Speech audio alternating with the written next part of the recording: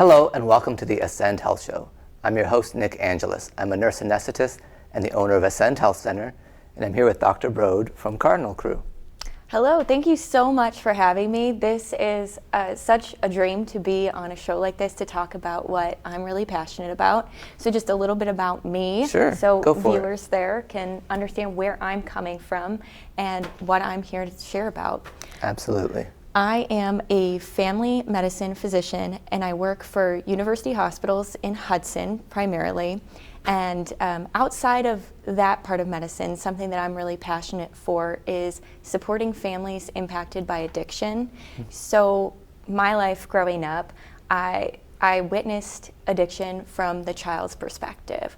My dad really struggled with alcoholism for probably my whole teenage years through my adulthood until he passed away in 2022 because of his addiction.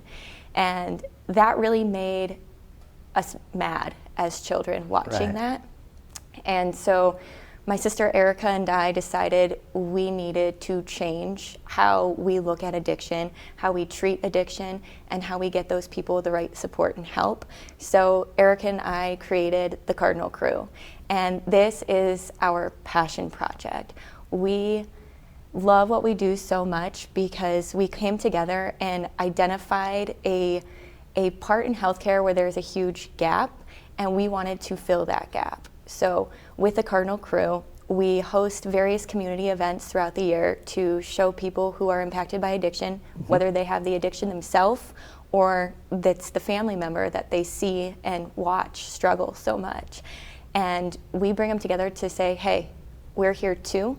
We went through it. We understand you. Let's do this together. And then outside of that, one of the biggest things that we accomplished this year in 2025 was starting our telehealth wellness, where we can actually provide free health care for those impacted by addiction. And again, we do both the person who is struggling with addiction or their family members. Right, because it really is a system. We've had a lot of cases at Ascend Health Center where a patient will come in, they say, oh, we need a ketamine treatment or I need this. And there's been times where we said, actually, I think it's your wife that we need to treat first, because the way American medicine works, it is, okay, here's the one person, everything focuses on them, but instead we've noticed, no, this is a whole family unit, there's a lot of people connected to this person. So we look at health almost like a Jenga tower, where, okay, where is the one piece of wood that we need to take out of this whole situation where the problems will crumble and then we come up with solutions. And sometimes it is, okay, it's the son, or it's a daughter, or it's a husband, or it's the actual family dynamic. There's nothing that's physically wrong. It's just the way that these people are interacting with each other. That is exactly it. So when I look back at my dad's life and what spurred all this in the first place, how did my dad have an addiction? How could that possibly happen? I thought our life was fine. I mean, we grew up in a fine home, we had great school systems, everything that should be going right should have been going right. So what happened? And when I look back and reflect on that, I think it really came down to how much he was trying to give but ignored his mental health the entire way there. He struggled with anxiety, depression, like so many of us do, and we didn't identify it, and we didn't even know that he needed help. And so that's where we saw it kind of all spiral. Right. No, it makes sense. And this has been good because this is the first time on this show that we spent an entire 5 minutes without me being silly or offensive. But that's ending now. I had a patient yesterday who came in and we said, his depression scores don't seem to be high enough to qualify for Spravato. It's like an intranasal ketamine. But I said, wait, this is a male construction worker who came in and no female dragged him here. This is a desperate situation. We need to talk to him, and we'll talk about what these scores mean. He needs help because that's not usually the case. It's like what they say in rural medicine, where if a farmer comes into the ER, put some pads on him, he's desperately ill. There's just certain groups of people that just have been taught to tough it out, and I can do this, I'll find something that will help me get through this pain, but I can do all these things. That is exactly right. And in healthcare, being in family practice, I see patients across all generations and different niches where, yes, you can absolutely identify those people where if they're coming in, you're like, it must be really bad. And sometimes their numbers don't match those criteria. And I think it's because sometimes they learned how to like rationalize it in their own brain, where like when you're going through like the PHQ-9, the depression scale, and it's like, well, how is your appetite? They'll find justifications for, well, you know, I may have ate like 7,000 calories today, but it was probably because I was working out in the yard all day, so I probably needed that. Right. But in reality, it might be something deeper that's going on. Absolutely. And I'm one of those people. I had pneumonia once for 5 days until my brother dragged me to the hospital. I was like, no, I'm fine. I'm taking 9 grams of vitamin C. I know what I'm doing. I know all these supplements that will help me. I was like, no, you can't walk without wheezing. You need to go to the ER. So. What is it? I don't understand that. Like, why do you avoid health things? Do you think it's because you're in healthcare and you're like, oh no, I can treat it myself? Or do you think, that's exactly it. I've got this. So my dad, he fell off a ladder one time doing whatever the heck he was doing up on a ladder. And again, he struggled with alcohol addiction. So my guess is he was probably a few beers deep at that point. Right. Fell off the ladder, and he was basically dragging his leg behind him. And we're like, Dad, like, you need to go to the hospital. Like, your leg is basically flopping around. He's like, oh, it's fine. And he's walking on it. And I'm like, what kind of crazy person is this that's just walking on a broken leg? And you know what, reflecting back on that with my dad, anytime he needed to go to the hospital, he didn't. His reason was because he knew if he went there, he wouldn't be able to drink, and then he'd go through withdrawals. So like for him, that was his avoidance pattern, right. But still trying to be that big burly man, like, I don't need help. I can do it on my own. Right, and it segues well into what we're talking about, because originally we're going to talk about cannabis for half an hour, but that is a substance that a lot of people takes thinking, well, I don't really need medical help. You know, the THC or the CBD will help me get through whatever this problem is. And in some cases, that is true, that the way that cannabis works, it sometimes can, for some people, almost replace a lot of specialists and a lot of doctor's visits.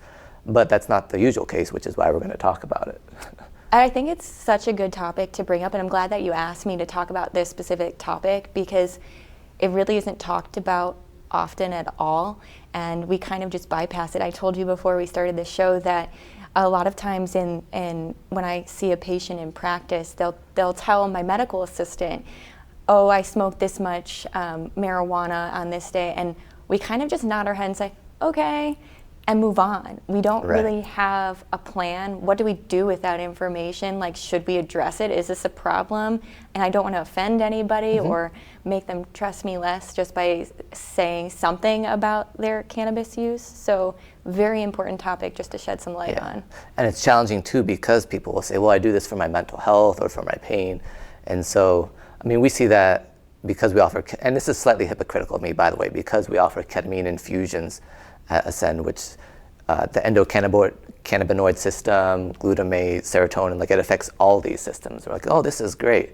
I mean, of course, it's medically directed and it's, you know, in our clinic, but so we're not saying you should never take a substance that changes the way your mind feels, but at the same time, it's kind of what you're saying, where you just, it's hard to say, oh, this is a good amount, this is a bad amount, you've crossed the line. It's just really difficult to elucidate that from just talking to a patient for a few minutes. It's so true. And what you kind of touched on there is the control about it. Like, you're doing ketamine infusions very well controlled, where you're looking for specific reactions, interactions. It's a very full assessment before you just say, here, some ketamine, like, let's just see what happens. Right. People who are using cannabis are sometimes buying it from questionable sources if they're not getting it from like one of the oh my gosh, dispensaries that now exist out there, but they could just be getting it from somebody who's growing it in their backyard, or somebody who bought it from somebody else and then it transitioned multiple people's hands.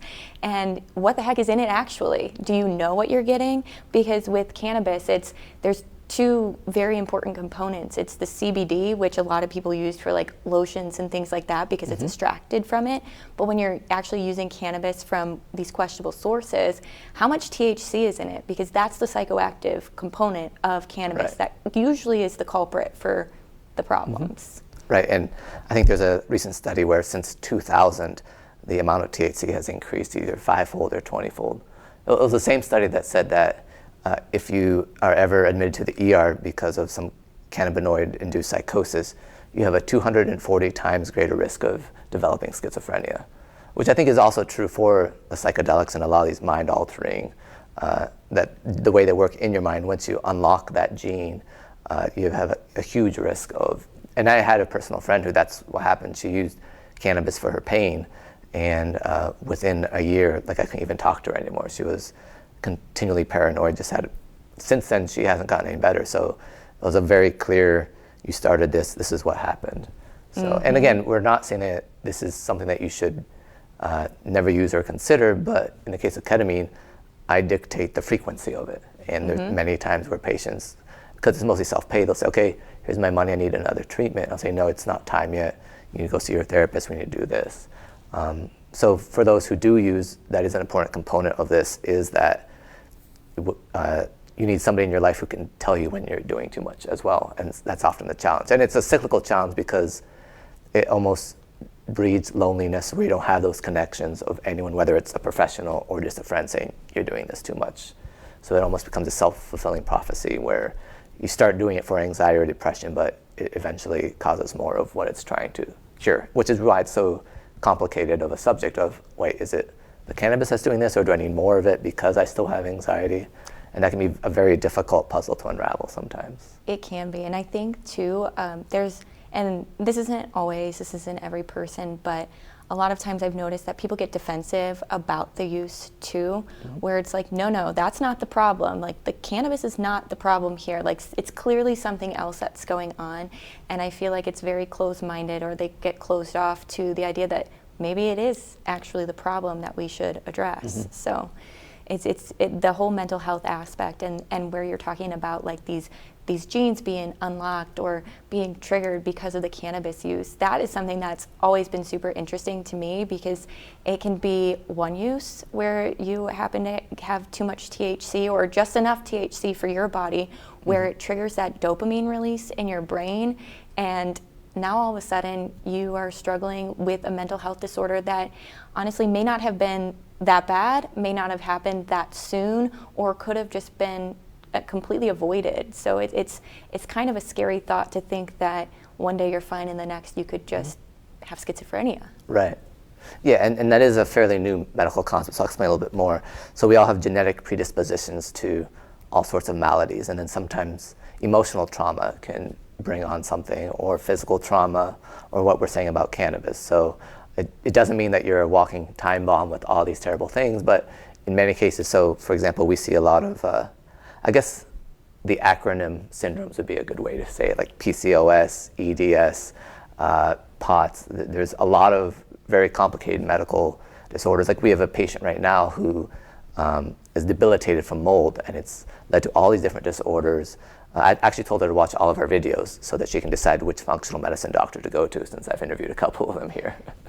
And this is just one more thing that can unlock, almost the way like a toxin can unlock and cause a lot of problems. So it doesn't mean that you have this forever, but it does mean it's usually a very long path backward to health once you start messing with this stuff.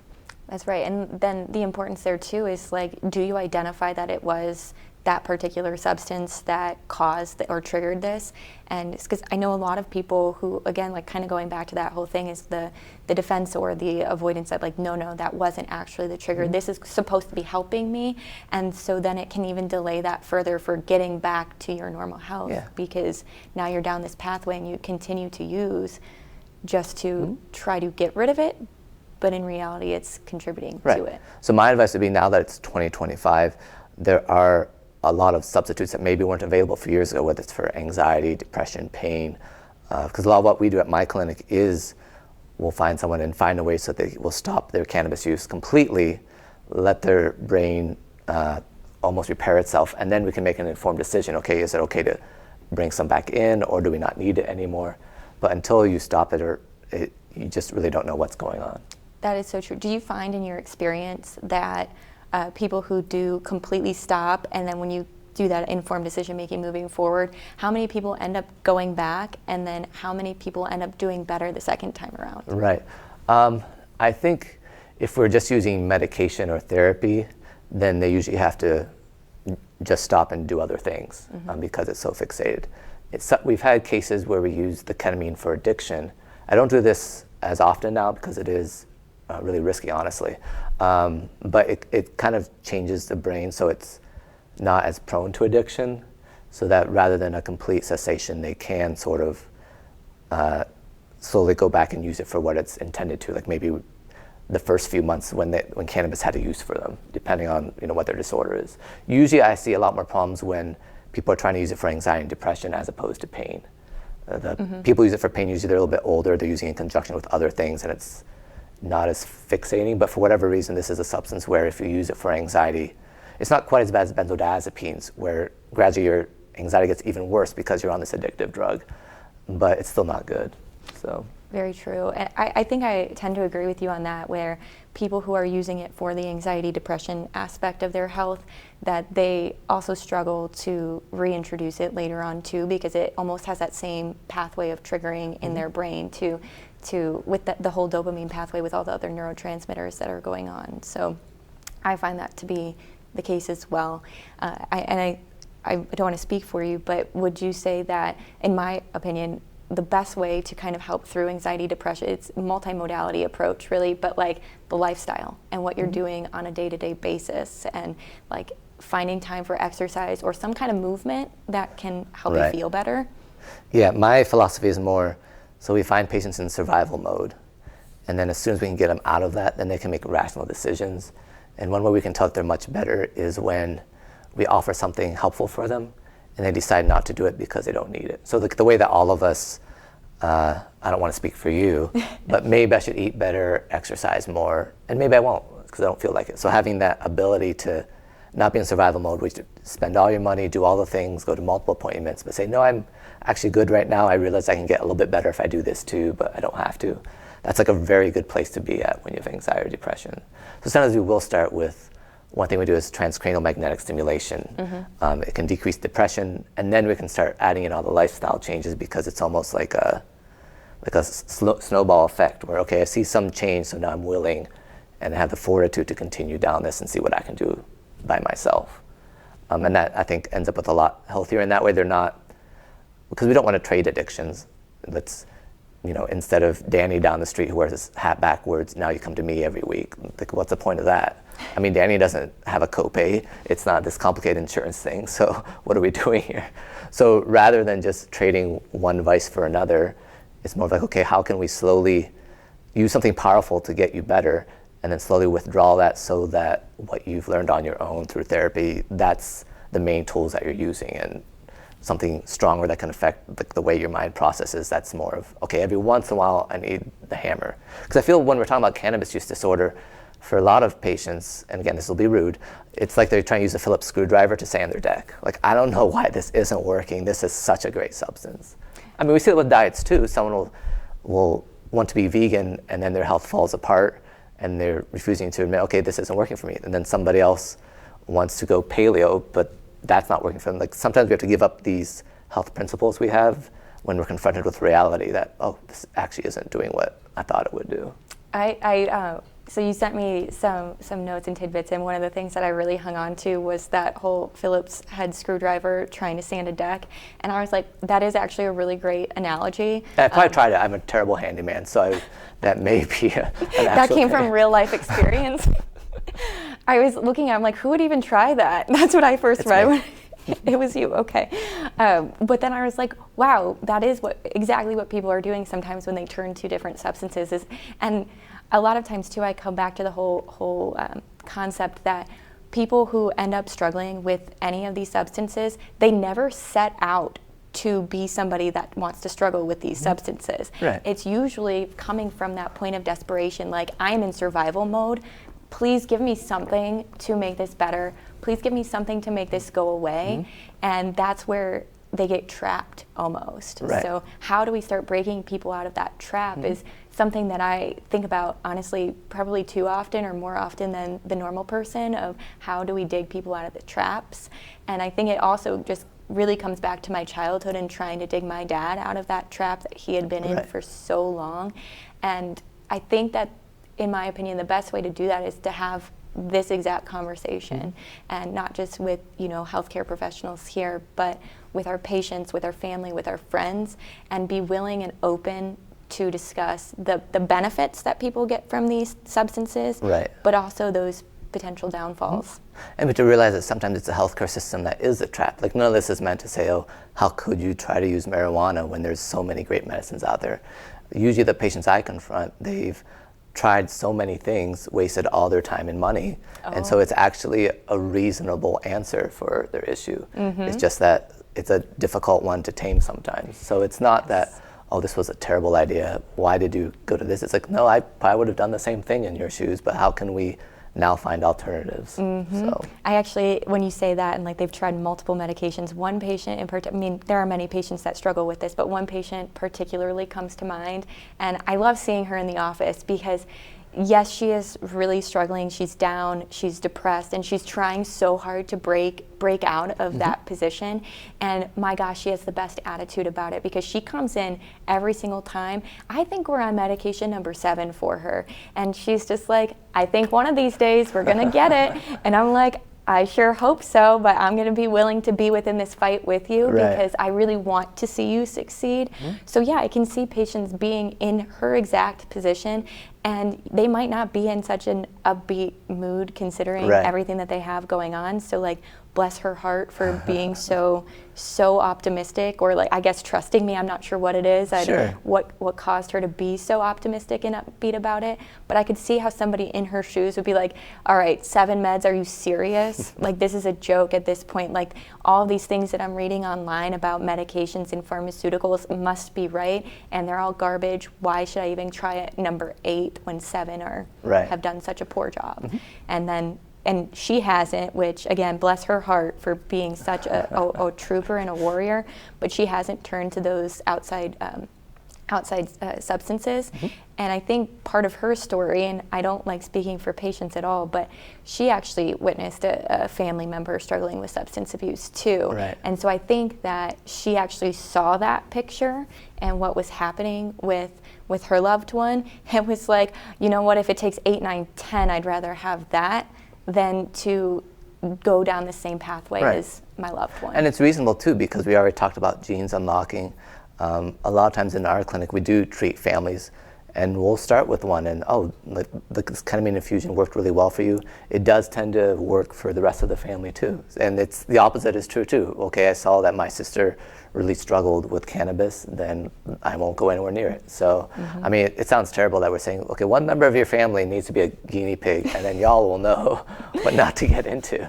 From a provider standpoint though, I love it because it acts as like a cheat sheet for me. Yeah, it's absolutely. like, oh, my brother did this, and oh my gosh, that was the worst side effects I've ever seen. I'm like, great, cross it off, not even going there, let's just move right past it. Yeah, because there's plenty of genetic testing that you can do, GeneSight, Tempus, even 23andMe, but sometimes just seeing what somebody did and learning from it is very helpful. It sure is. How do you feel about the genetic testing that's out there for like the different medications that you can use for mental health conditions? So some of it, and again, this is community television, so we can say whatever we want.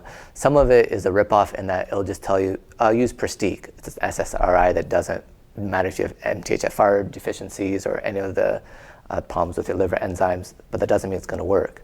But especially, so I usually try to think of myself. If I knew I was going to lose insurance, for example, and that they would pay for this, absolutely. In my case, I got 23andMe data, took it through some other websites to find out all the genetic information, and it did lead me to using a few supplements. I realized I don't have DAO, I have a histamine issue. I talked about syndromes earlier that have a lot of acronyms. MCAS is mast cell activation disorder that a lot of patients have. And so I don't think I had that specifically, but I was able to take some supplements, and now I can eat Mexican food easier. So sometimes even little things do help. So if you've tried a lot of different medications, you're not responding right, then that does help. But it also helps for people to realize, oh, I'm not normal, and a doctor will come in, have a 2-minute appointment, and give me the first medication they usually give to patients. I do need to advocate for myself that, hey, I know we also like to feel very special in America, like, oh, that won't work on me, I'm extremely special. But it is helpful to have a little bit of background of, okay, this might not work normally. There's a new study that just came out that said, rather than increasing dose for psychiatric medicines, in many cases, decreasing the dose will actually lead to better efficacy, which makes sense, because today the usual approach is, oh, that didn't work and you have side effects. Let's try a little more, see how that goes. that does happen, and then what also happens thereafter is then it's like, oh, that one's not quite working, so let's add another one, but never take away what was already started. And then you have these patients who are struggling with polypharmacy, which is when you're on multiple medications at the same time, and a lot of times they can have interactions down the road that we might just not be actively thinking about, because we kind of glance at it like, oh, that was in the past, so we can just shove that down to the side. But like, here, keep going with some more. So that does go right to your point, where sometimes it is kind of like stripping things back and like, let's maybe start with a cleaner or fresher slate to see if that's the answer. And it's so bad that at our clinic, patients will come once a week for 2 hours. They need a ride home and do a Spravato treatment rather than be on all those medicines. Which, to me, at first I thought, well, no patient's going to do this long term. But when they weigh the pros and cons, like, no, I actually need to be off 4 more meds and I'll do this instead. So it is interesting. But we only have a little bit of time left. So what's your next event? Don't you have a gala coming up or something? We do. So what's really exciting is one of our fundraisers that we host to help support all of our goals with telehealth and such is a gala. And what I shared with you earlier and what I'll share with all of you is I'm actually Mrs. Ohio, so a pageant girl at heart. Oh, congratulations. Thank you. Going off to Mrs. America this week, so wish me luck. It's going to be a good time. But I say this only because one of the things that we also did, and because we have a little bit of insanity in our family too, is we put a heck of a lot of events all in one day. So we're actually doing the Northern Ohio pageant, which rolls right into our Wings of Compassion gala. And so the pageant aspect of things came from my love for pageantry and everything that I've gained from it. But what we do with our pageant title holders, so Mrs. Northern Ohio, Miss Northern Ohio for America, all of these title holders, they become like our boots on the ground, the people that are really going to talk about our mission, get the word about the Cardinal Crew out there, and then be at these events and help us spread the word for what's really truly important to us, which is helping families impacted by addiction. And so after we crown our new title holders, we roll right into the fundraising gala. This year it's October 25th at Music Box in Cleveland. Mark your calendar. Absolutely. And we have this year an amazing keynote speaker. She's actually a pageant queen herself. She is Mrs. American 2021, Hannah Kirkpatrick, and she actually struggled personally with addiction, and so she's going to share her experience through everything that she with addiction that she happened to do, and then how she kind of trailblazed her recovery and came out on the other side. So I know it's going to be a very inspiring talk.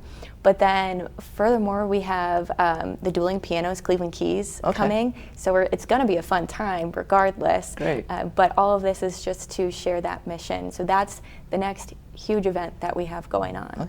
And people should just search Cardinal Crew and they'll find all this? Is that the easiest way? CardinalCrew.org is our website. And so all of our event information is on our website. We do still need some pageant contestants. So if you are out there and you are thinking, you know, pageantry might not be for me, I just dare you to give it a try, because it is something that has changed my life tremendously. It gave me like this power to talk about my dad's addiction, because before I kind of like hid away from it because honestly I was embarrassed, and there's a stigma associated with it. Absolutely. So pageantry gave me that power to do exactly this. It gave me interview skills where I can sit here, look you in the eye, and tell you my whole life story without even thinking twice about it. So it really takes the fear out of interviewing. It also helped me with my medical school interviews. I felt so confident going in and interviewing for probably the scariest interview I've ever had in my life. And that came from pageantry. So if you are just looking for something to get out of the box, we need contestants from starting at age 5 all the way up to there's no cutoff at all. So we've had 60-plus-year-old women competing, and it's so much fun. You get to make friends, have a sisterhood, have mentorship, and all of that involved too. That's great. So, and not to overshadow your gala, but what we're doing at Ascend Health Center is a free library. So we'll have some books, probably out on a picnic table or something. And you can find out about us at ascendhealthcenter.com, psychiatry, counseling, ketamine, Spravato, TMS, all that good stuff. So thanks for being on the show. This has been great. Thank you so much for having me. It's really been such a delight. Absolutely. You are watching WCTV, Wadsworth Community Television.